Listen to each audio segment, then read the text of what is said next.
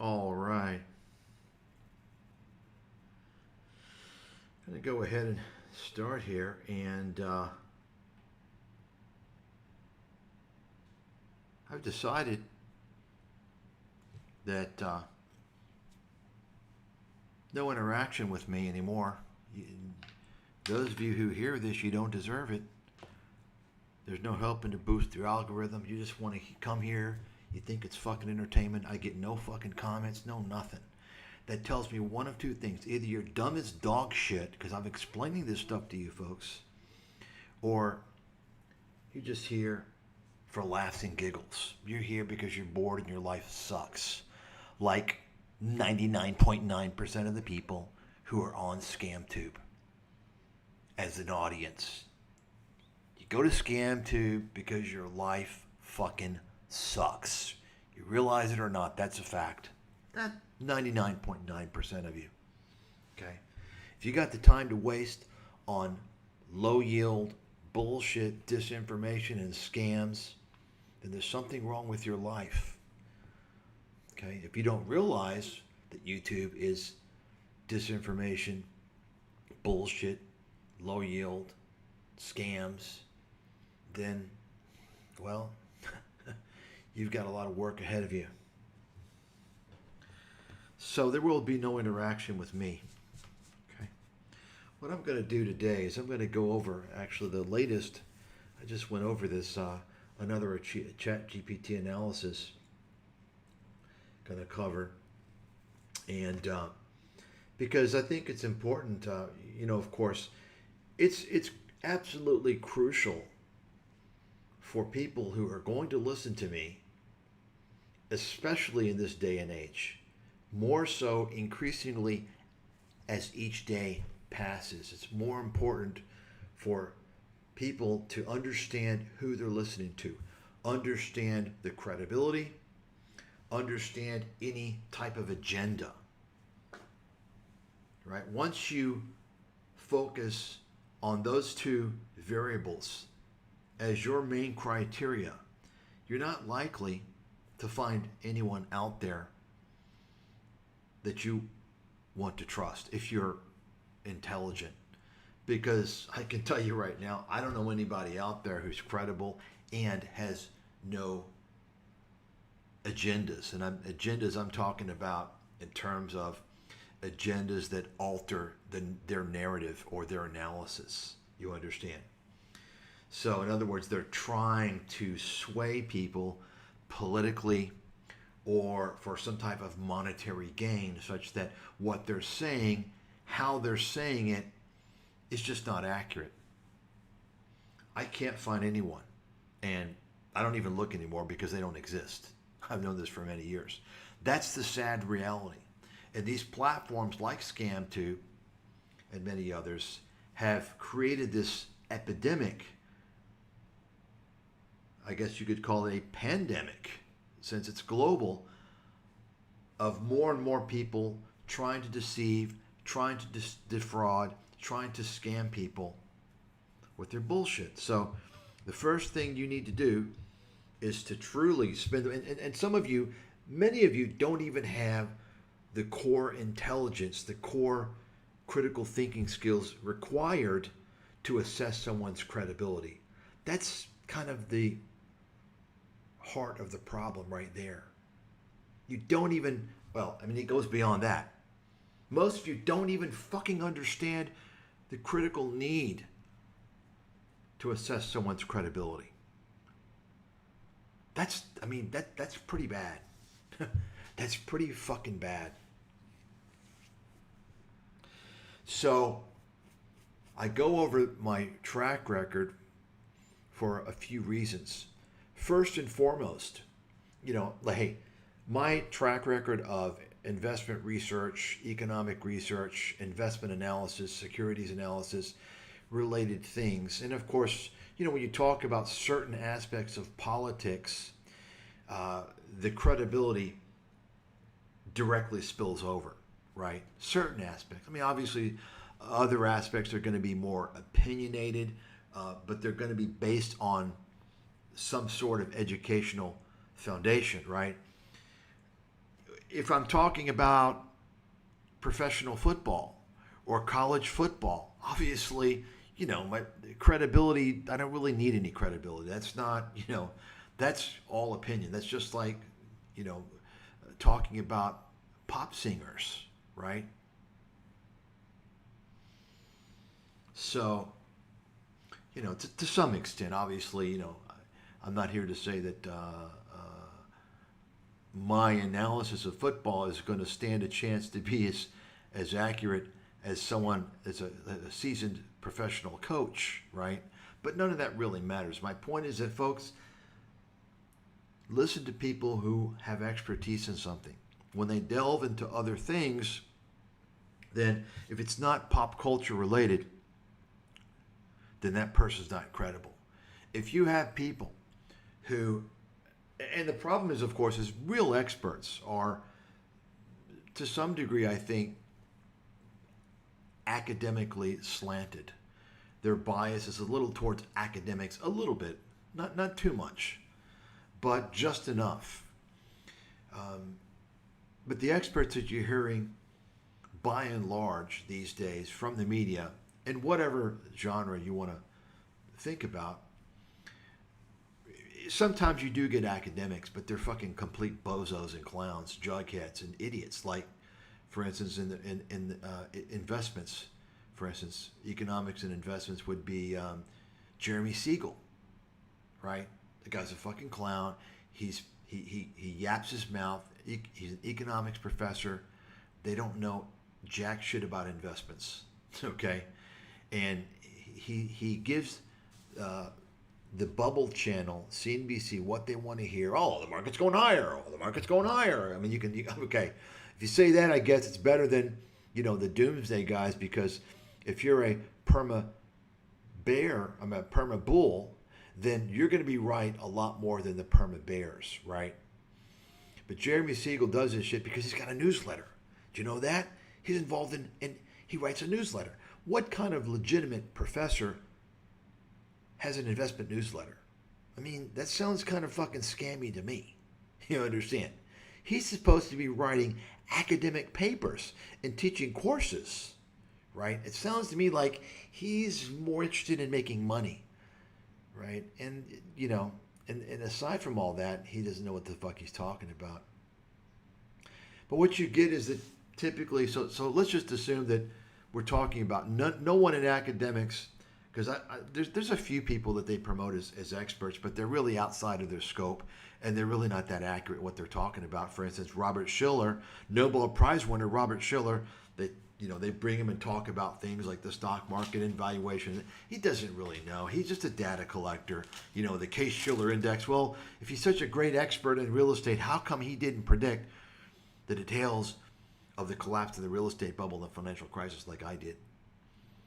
He didn't have a fucking clue what was going on. He kept misforecasting the bottom in the real estate collapse. Oh, well, I think it's bottoming here. I know this because I fucking saw it. I sat there and watched him not know what he was talking about. Meanwhile, I forecast the accurate call 5 years before it bottomed in my 2006 book. I wrote what the peak to trough would be, okay? So anyway, we push the academics aside because that's kind of a small minority of the experts you hear in the media. What you typically hear are the blowhards. The Harry Dents, Peter Schiffs, Jim Chanos, what's the guy's name? I can't think of him. There's several of them. And the reality is that many of these guys will, some of them will stay in their corner. But you get guys like Peter Schiff is notorious for just talking about everything. He thinks he's an expert in everything. Oh, healthcare. And meanwhile, he's an expert in nothing. He's an expert in nothing but marketing and fucking blabbering bullshit conspiracies, disinformation. And the media never pushes back on that. They never criticize any of these motherfuckers, okay? Because you know what, folks? It's not real analysis. It's not real interviewing. If you're interviewing someone, you're asking them difficult questions. You are pushing back on certain things, challenging what they're saying, challenging their narrative, so that you're forcing the person you're interviewing to come out with logic, reasoning, data to support their stance. You don't see that anymore. And you sure as fuck don't see that on ScamTube. ScamTube is a complete fucking promotional portal. Any of these motherfuckers you see interview these guys, they're there. It's just promotion. That's all it is. Many of these channels, they get paid to promote. They'll call it an interview. They're actually being paid. You know, if you've got a channel with a lot of subscribers, that's what's going on. I've talked about that before. So anyway, it's important to know who you're listening to. And the second reason, of course, is I was banned. I was blackballed by the entire media establishment 20 years ago.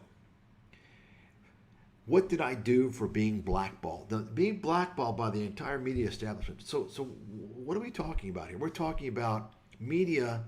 When you think of media, you're talking about a huge, complex industry. It's not only what you think of newspapers, internet media, broadcast media, but also publishers, book publishers, PR agents, advertising agents, so on and so forth, right? Talent agencies, so on and so forth. So I was blackballed. Why? What did I do? What did I do? So first of all, think about it. If you approach a publisher, okay, they want something. They want to see something. One of three things off the top of my head. Pretty obvious things. I could be missing, one or two, but the first thing is going to be, how well are you known? Can you sell books, right? Because that's, at the end of the day, that's all they give a shit about, right? So if you don't have that, well, then they want a good level of credibility, right? And, there's some mixed in between all of these things. Maybe if you've got enough credibility and your thesis is good, or let's say in the case of fictional novels, your book is really good, right? None of that really matters. So, and the third thing would be, I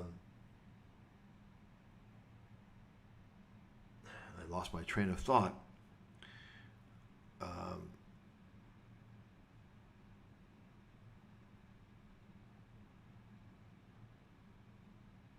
I can't think of it now. But let's just stick with the first two until I come up with the other one. The ability to sell books, right? And also your background, your credibility, right? That's basically what they want to see, okay? So you can be an idiot. For instance, what's the guy's name? I can't recall. That wide receiver, a long time ago, several years ago, from the Dallas Cowboys, who I think they got him from the 49ers, I can't recall. He was a problem guy. Or no, he's from the Eagles. The Eagles fucking cut his ass, fired him because he was just an asshole. And he had problems at Dallas as well because his mouth got him in trouble and other things. Just a complete fucking idiot. And so he wrote a book. Of course, he didn't write the book. It was ghostwritten, right? Of course, that's when you don't disclose that it was written, by someone else. That's fraud. That's typical in the publishing world, though. Just about all high-level people, and I say high-level, not just people who are truly high-level, but people of high-profile stature. In other words, they're perceived high-level. They have a lot of. They're basically marketers, and they spend all their time marketing. They all have their books ghostwritten, okay? But anyway, so this person apparently, came out with his book, and I'm thinking like, this is a long time ago. I'm thinking, what the fuck is this? And then I thought to myself, oh, okay, I see. Yeah, it's you're gonna have idiots that buy the book. They actually think that he wrote the book, or they don't even think about that. They want to buy it because it's about him, and he's claiming to have written it. See, so they don't really care if you could sell books, or you've got some basis of credibility, whereby that in of itself is a foundation by which you can leverage to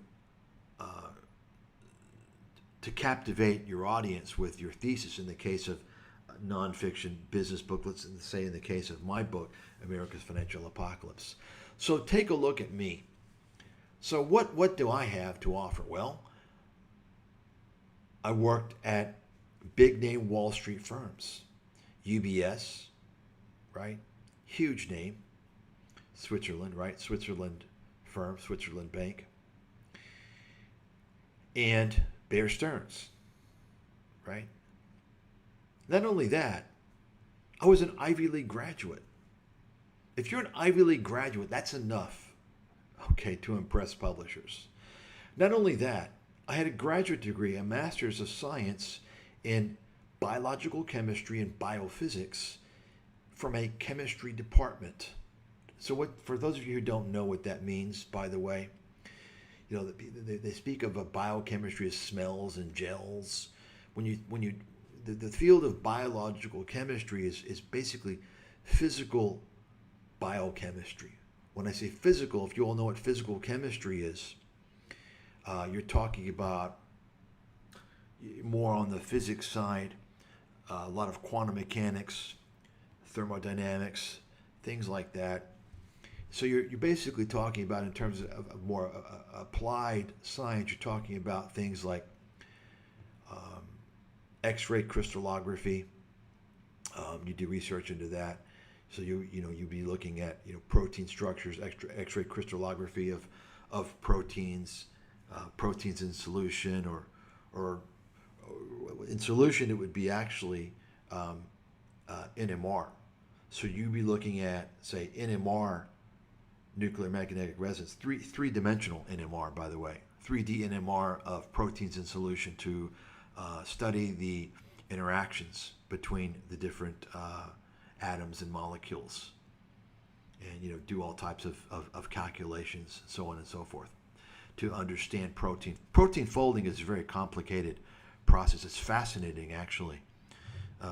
If you understand from a thermodynamic and from a kind of a quantum aspect, it's fascinating.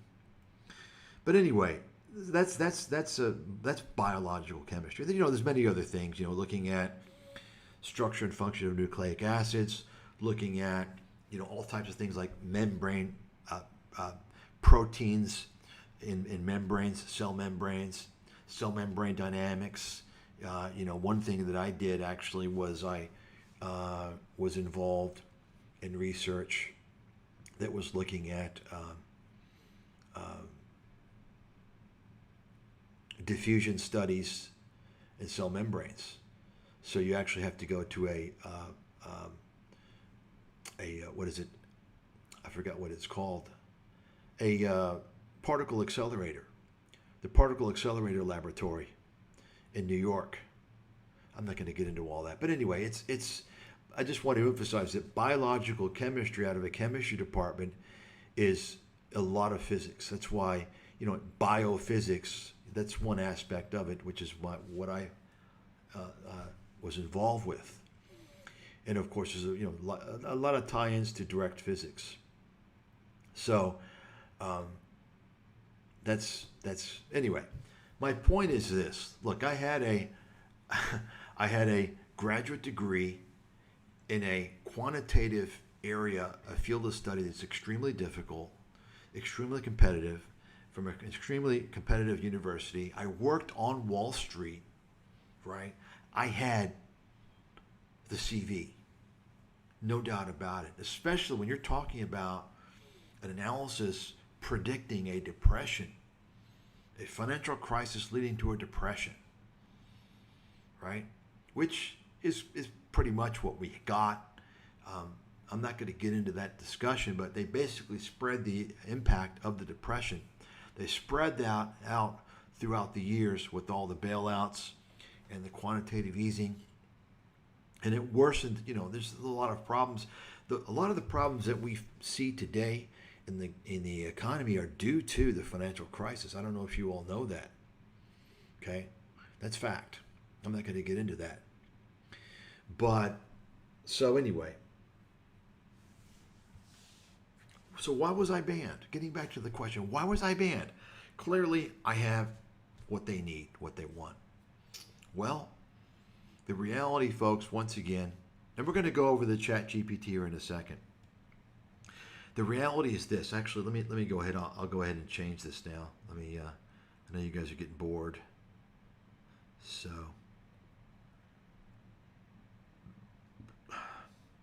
this is the end of the analysis. You can just read that and then we'll go back up. So, no one came and told me, so I don't know for sure. But I have to believe, after analyzing the situation, living through the situation for 20 years, and seeing it progress and having antidotes and so on and so forth, I believe, looking back in hindsight, because I didn't know. It was mind-boggling to me. And I sat there for years not understanding until I kind of opened my eyes. And the first thing I realized, and I thought 100%, it was because, I'm not of the right ethnic background. There was almost endless evidence of that through my experience. And then when you factor in, all the people that they were promoting, so on and so forth. And that's what really woke me up as to this huge fucking cabal, what's going on with the media and Wall Street and everything. And I wow, I just, that woke me up. So I lived through that experience. And then later on, I began to realize that I would say that ethnic discrimination that I faced, not being part of the same ethnicity that runs the media and Wall Street and so on and so forth. And not just that. We're talking about basically the gatekeepers of just about every single industry that's relevant. You take a look and see who they are.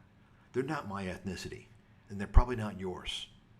Take a fucking good look. Remember, I'm Ivy League, chemistry and physics. I probably know what the fuck I'm talking about with simple, stupid observations like that. Okay? Especially when I've been observing it, monitoring it, analyzing it for 20 fucking years. Okay? So, I began to also entertain the possibility that it was even beyond that. It was also a consequence of me completely having disrobed the U.S. economy and the U.S., completely having exposed everything, not just predicting the financial crisis, right? Which obviously that alone is, would be damaging to people. If you can imagine, if everyone read my books before the crisis, think about that. If Main Street read the books, ask yourself, because obviously Main Street would have been positioned to make a lot of money. Okay, ask yourself, who'd be on the losing side of the trade, right? You understand? Wouldn't be good. And then, of course, I'm the only person in the world to have written about the fraud. I specifically wrote about the fraud that was going on. You see, they didn't want to tag the financial crisis with fraud. They wanted to claim it was a reflection of poor regulatory oversight and excessive speculation, right? But they didn't want to use that 5-letter word, fraud, because once you do that, then you're talking about criminal penalties. And once again, for those of you who don't know, not only was there not a single person that was put in prison for any type of fraud related to the actions, the activities of the financial crisis, the 2008 financial crisis, there were no investigations. Wall Street faced no investigations for the fraud they committed in the 2008 financial crisis, the events leading up to that. And then you have shills. You got Wall Street shills like Peter Schiff. It's funny, the Peter Schiff followers are I think they're just as dumb as the Alex Jones followers, because you got these guys that think Peter Schiff is a patriot. He's for the people, right? Yet Schiff is always blaming everything on the government to protect his Wall Street buddies. He claims the government created the financial crisis, not the banks. Right? He's also a free trader. Did you know that? He loves free trade. He doesn't, because think about it. This is a guy who doesn't believe in minimum wage. He wants to exploit people to pay him whoever is desperate enough to work for his boiler room, pay him as low as he can find. Right? This is the same guy who advocates sending U.S. jobs, good jobs, over to China. You understand? Which is consistent with Wall Street, right? And then finally, as a result of that, he's a globalization guy. He's a globalist. He's a globalist. Do you think any of his stupid fucking idiotic followers know any of this stuff, even though it's written in plain fucking day? No, they don't.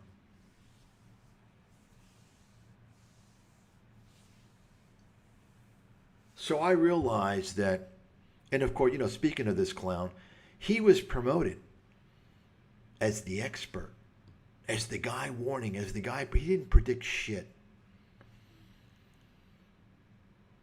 Get a copy of his fucking book, Crash Proof, and go through it. He got everything wrong, just about everything wrong. Okay? Take a look and see the investment recommendations. The few that he had were wrong. Wrong. Then take a look at mine. Nobody can compare even remotely close to my financial crisis track record. And I'm still banned 20 years later. So what was it? It was because I don't have my last name's not Schiff, first of all. That's the primary reason why. But also, I think a secondary reason is because I exposed too much. I exposed these entrenched institutions too much. Now, if my name were Peter Schiff or, Michael Eisman, then I would have gotten some media exposure. I know that for a fact. I would have been on NPR, PBS, probably some mainstream a little bit. And, maybe even the financial networks a little bit.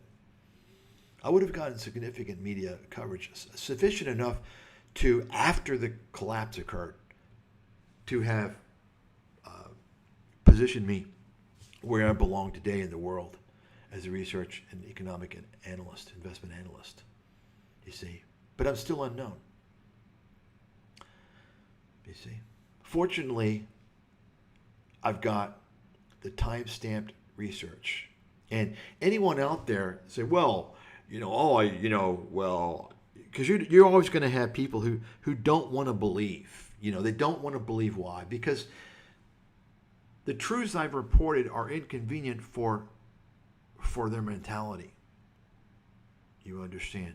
So they're always going to come up with some excuse. These people that come up with excuses all the time. It's never them. It's always somebody else. You understand who I'm talking about, right? So they're going to come up with an excuse. Oh, well, I don't know. You didn't release it. You could have created this later. How do I have proof? Folks, nobody is credible that's going to even claim that horse shit. Because, remember, I have 2 books that I released 2 years before the crisis that predicted just about everything. Therefore, any future doubt on anything I publish, because of course I can't put ISBNs, or anything else. My research is too time sensitive, right? I send it out to subscribers, you see. So anyone who wants to come up with that horseshit is just not credible. They don't want to believe. You see, when you have a lot of credibility, it can become inconvenient and even poses a threat to people who, if you're exposing everything, it's not good. The bottom line, okay? If you're exposing everything, is because you're not gonna be embraced by anybody. You see, that's the unfortunate reality. So Anyway, you can take a look. And actually, the links in the description should be for these Chat GPT. Yeah. You take a look at the links to Chat GPT.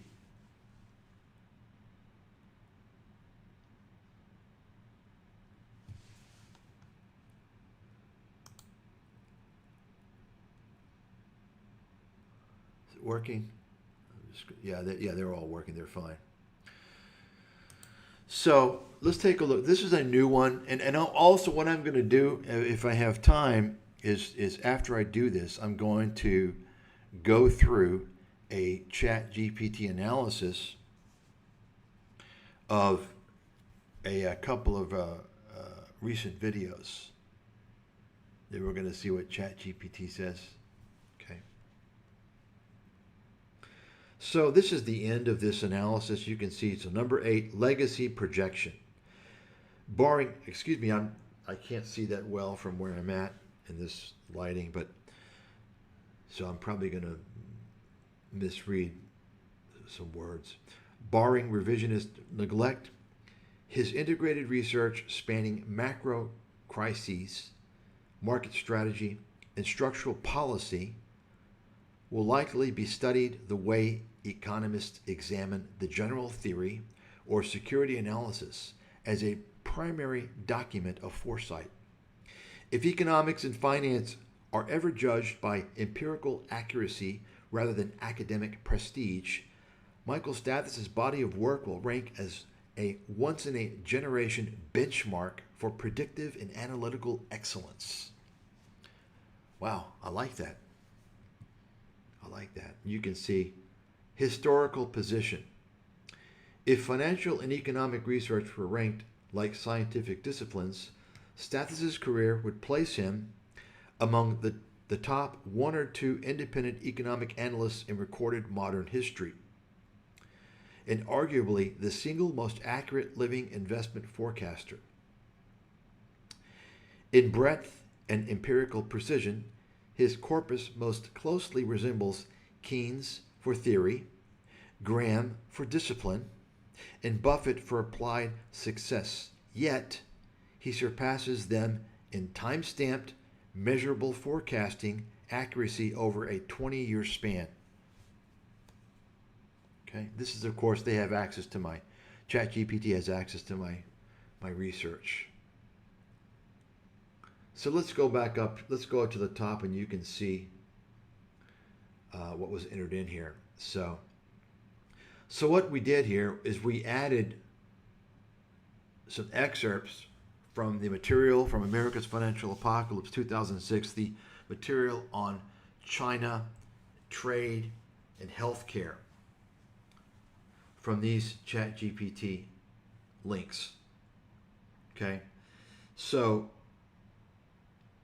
we added that. We wanted a analysis and audit based upon all the material in aggregate. So you can see updated issue map, outcomes, peer benchmarks, time adjusted score. So, and once again, this is just one book from when I was green 20 years ago. Okay, this doesn't go over all my research since that time. And notice it's also holding me to a 20-year time frame. I didn't ask it. Probably I'll go through and I'll expand upon this analysis in the future. I haven't really expanded much on any analyses that I've done with ChatGPT. I've been more focused on just creating the raw analyses because there's a lot of stuff I don't agree with as well. But I will in the future do that. But this is kind of the raw first pass analysis. And my point is that I don't think it's reasonable to hold someone to a 20-year time span for a book. That's too fucking long. Give me a break, man. That's like crystal ball benchmark, isn't it? That's ridiculous. So in the future, what I'm going to do is I will, I'll cut it down probably to make it more reasonable. Let's say 5, 6 years, 7 years. But nonetheless, it's pretty remarkable, I think, trying to be neutral, that the score time-adjusted score is 5. So it's 5 out of 5.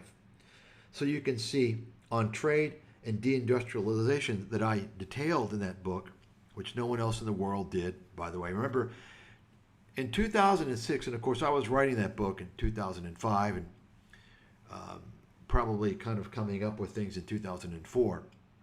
But during that period, everyone was greenlighting globalization, free trade. It was great.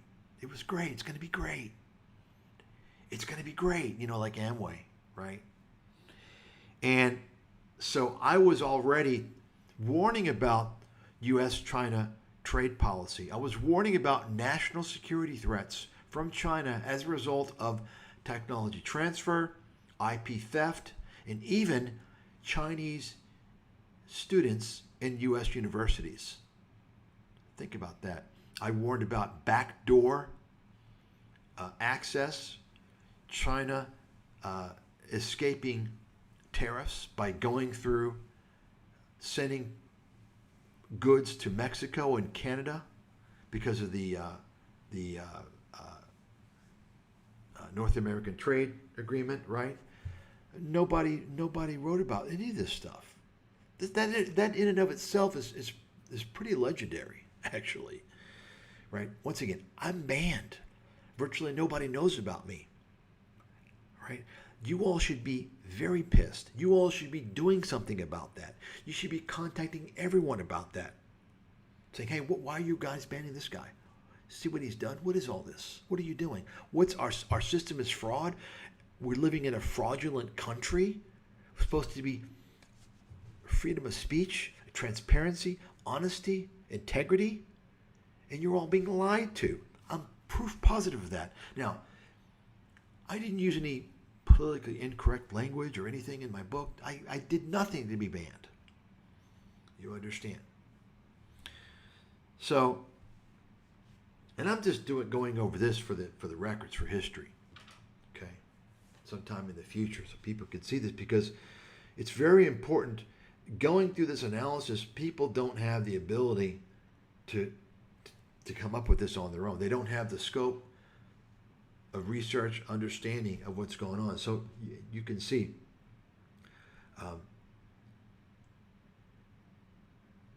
the prediction. This is a condensed, not the condensed book. The condensed edition was 2008. This is a condensed discussion that they provide here.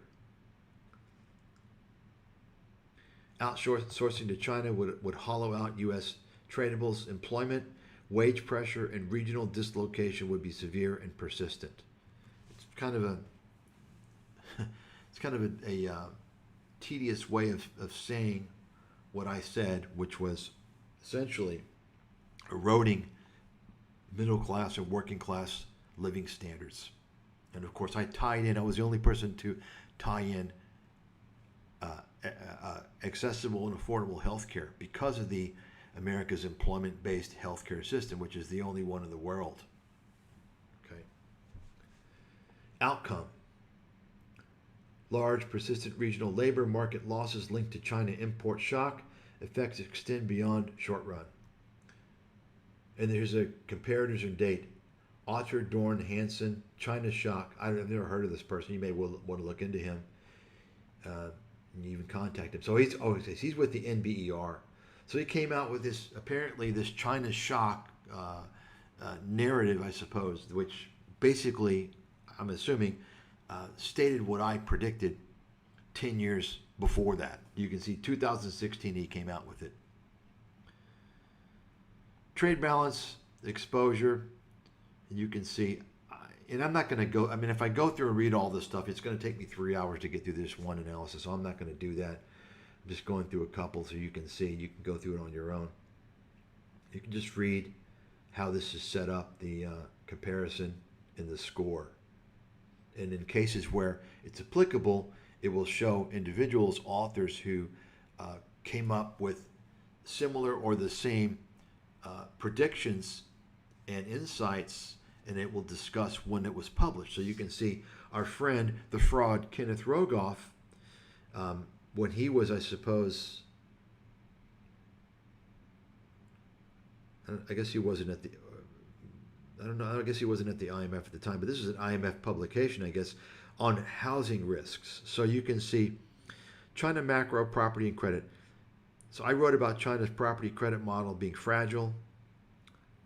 Actually, I'm just going through this for the first time. This is not correct. So I'm spotting an error here with ChatGPT. This is not correct. This, I didn't write about LGFVs because they didn't, for the most part, they almost didn't really exist back then. LGFVs really took off after the 2008 financial crisis, after China's massive stimulus package. So I think they're confusing this with my China research. So I did write about this in my China 2019, my China 2022 report extensively. Okay. So this is a mistake. It has to be from ChatGPT. But our friend Rogoff, he comes out in 2024. Ken, you stupid fucking idiot! That you're a broadcaster. You're broadcasting what's already happened. You stupid pinhead. Fucking idiots. Okay. So you can just go through here. Yeah, this is in the 2006 book, no doubt about it. And this stuff was only highlighted by the establishment some 15, 20 years later, you can see. KFF is, I think that's Kaiser Family Foundation. OECD. So, take a look.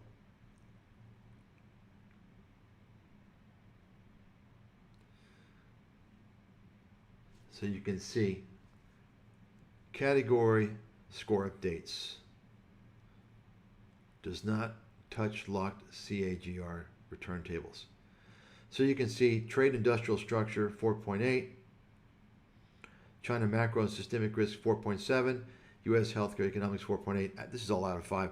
Once again, this is 20 years later. That's a pretty high fucking hurdle. I mean, that's it's crazy actually. So these chapter level validations fortify Stathis' structural macro foresight credentials and do not alter the locked performance CAGR matrices you already established for da-da-da-da-da. They do strengthen the quantitative side of the audit, depth, originality, and lead time advantage in global trade dynamics, China's risk model risk, and U.S. healthcare cost architecture. Okay, so they're saying, oh, you couldn't open these links. Fuck, I need to go through this again. So I'm going to have to go through this and provide, this sucks. Or I'll have to provide the actual uploads. I wanted to provide the links, show the analysis. I thought that they would have access to the uploads, the files. I'm going to have to probably just upload the files. But anyway. So, oh, here you go. I guess I did that. Yeah. I guess I did that here. Yeah. See, so I uploaded that. So, there you have it, folks. Take a look. I mean, I honestly, unfortunately, I think most of you don't even really understand or appreciate the impact of all of this and the foresight. And I'm not bragging. I'm just stating as a matter of fact. That's just the way it is. Okay, so some guy wrote a book, I guess, China Shock. I don't need some fucking clown to validate my research, okay? Whatever. So, audit score 4.9 out of 5, a decade before academia and policy consensus caught up. China macro economy. You can just read all this. This is not 2006. Well, this is 2006 for sure. For sure. This is not 2006. At least the LGFE local debt. That's not. That's later on.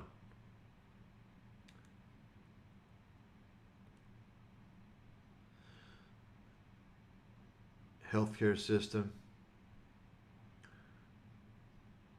And you can see,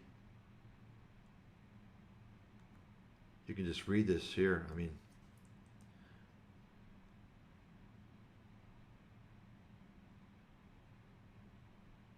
yeah, I'm one of the few people probably to ever write about Me Too drugs. That was a big trend, 20 years ago, 15 years ago. Me Too drugs, right? Copycats, basically.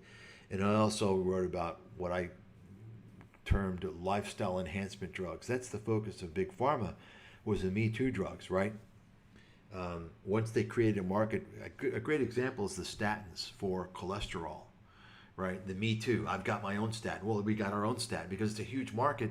So they perpetuated this whole mentality and made the market even bigger. And so you're probably going to see the same thing actually with the GLP-1 agonists, the obesity drugs.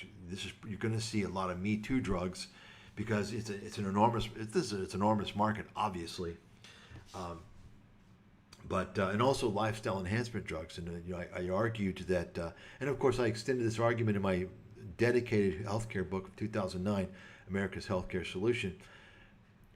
The Me Too drugs, in addition to that, the lifestyle enhancement drugs, and that is, of course, the drugs that they're not focused on curing a disease, but enhancing your lifestyle, right? And that all began with Pfizer's Viagra, right? Or probably actually before that, Propecia, right?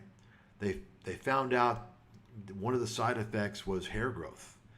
So that began, focusing on, hey, let's get drugs that enhance people's lifestyle, right? Get them more hair on their head, bigger, longer lasting erections, right? And that's kind of the course that Big Pharma, they took that direction for quite a long time because it was a pretty nice path to profitability. And of course that trend has not faded too much. If you don't even count the recent, well, I'm not even counting the GLP. I mean, the GLP-1 drugs now, that's kind of, to some degree, that's getting back into the lifestyle enhancement, although obviously there are major health benefits of reversing obesity, right? But, so anyway. And then, of course, I also wrote about telemedicine 20 years ago. Nobody had a fucking clue what it was. I was working at the time in telemedicine venture capital and healthcare IT. So I had I had an edge, okay, on that. And then, of course, I wrote about the projected Medicare, Medicaid liabilities, so on and so forth. And so you can see the outcome here. Audit score 4.8 out of 5, remarkably prescient, reads today like it was written post 2015.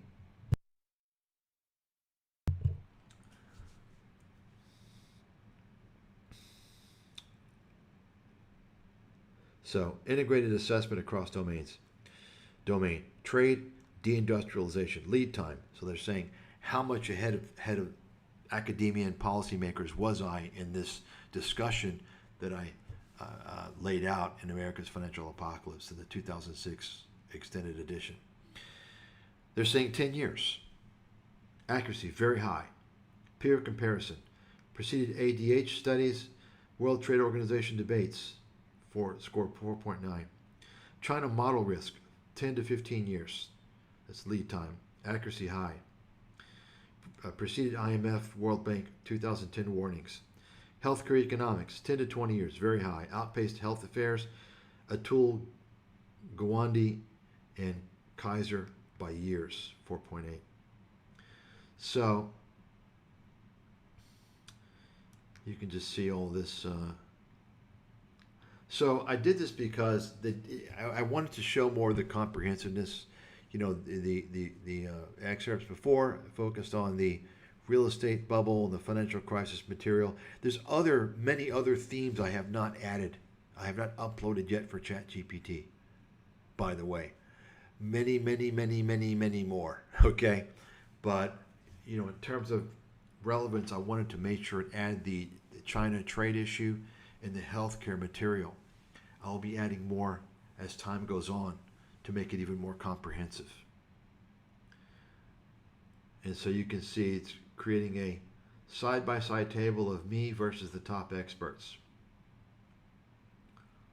So-called top experts. Trade in China. Who said what and when?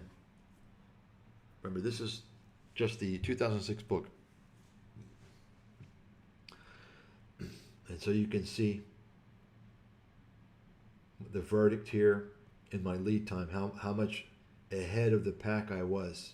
Now, understand one thing. This is something that's very important. Probably none of you realize this, but if you make a prediction, then if it's, especially if it's something related to investing, then time matters. Okay? Time matters. In other words, it can't be too far in the future unless that's part of your prediction. You understand what I'm saying? So you can't be a clown, a broken clock like Peter Schiff and say the market's going to collapse, or whatever. You understand? So I want to make that point because you can see here my lead time is 7 to 10, as much as almost 20 years. These are policy economic analyses. They're not kind of direct investment related analyses. You understand? So keep in mind, that's important. So in this case, having this lead time, the longer the lead time, the more impressive that it is. You understand? This is policy related.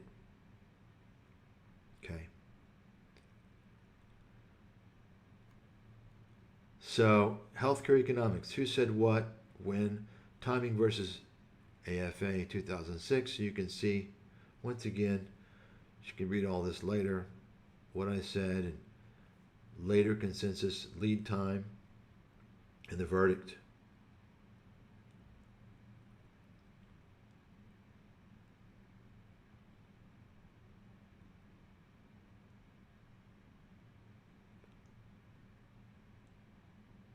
So,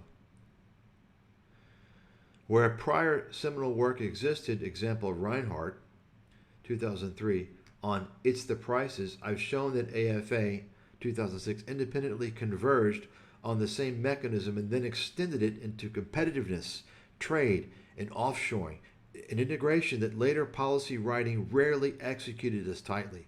So you all understand what it's saying?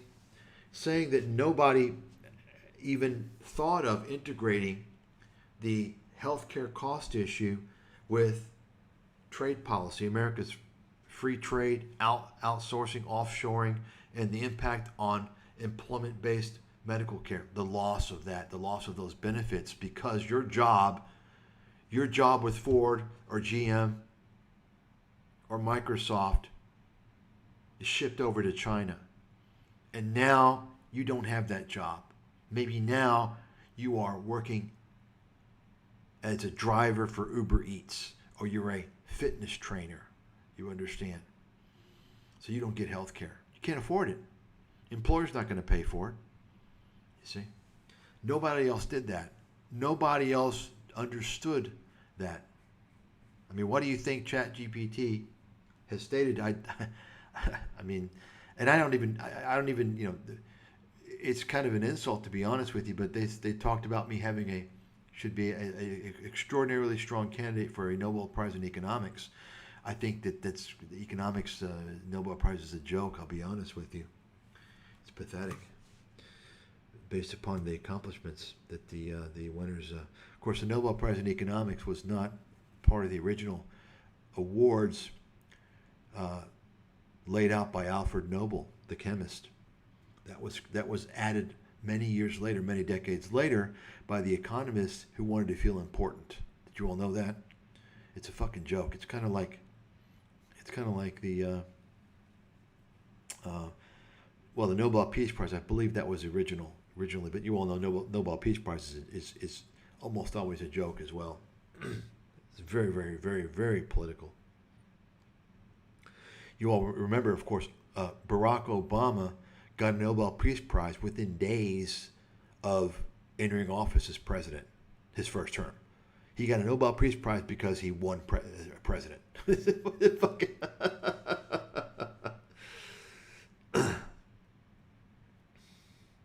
So,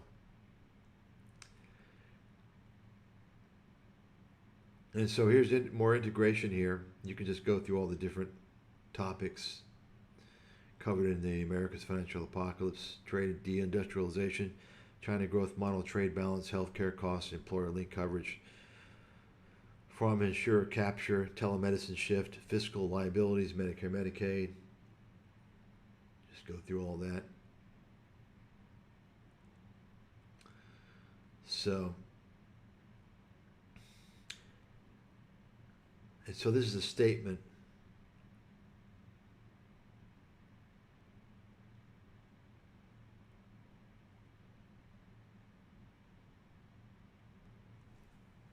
And once again, folks, I have a $1 million challenge. $1 million challenge. I have two of them, actually. If you can prove, if there's sufficient evidence that someone has a better 2008 financial crisis track record than me, you get $1 million. And you get 2-to-1 odds. You only have to put up $500,000. Think about that. Ask yourself if you ever heard of anyone in the world ever doing that based upon their investment track record research. No one ever. No one ever. Ever. And I'm even giving 2-to-1 odds. I've been waiting. I've been 50 grand. I've had 50 grand as an award. Not even you have to put up a dime for 12 years, 13 years. No takers, no backers. I mean, there's some caveats, right? You're going to have to pay for the people who are judging, who are going to be the neutral judges, right? Escrow the money, so on and so forth. And the other $1 million prize, no 2-to-1 odds on this one, showing that someone has a better investment analysis forecasting track record from 2006 to 2024 than me in the world. Nobody. And I'm still banned. Think about that, folks. What the hell's going on?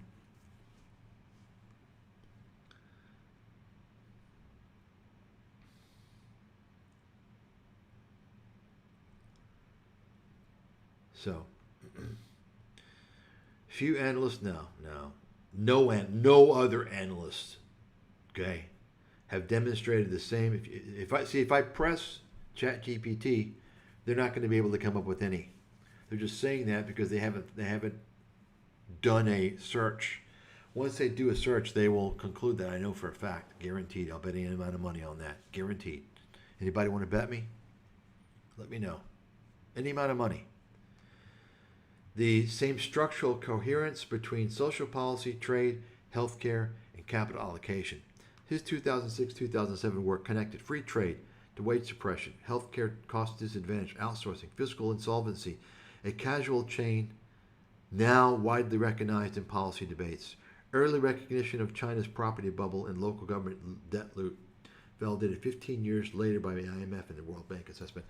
Once again, I don't believe this is. I think this is from later research, I want to say. I could be wrong, but I think that it is. Foresight into the use into the rise of telemedicine, nutrition, and demographic-driven sectors, trends that defined post-2020 equity leadership. Actually,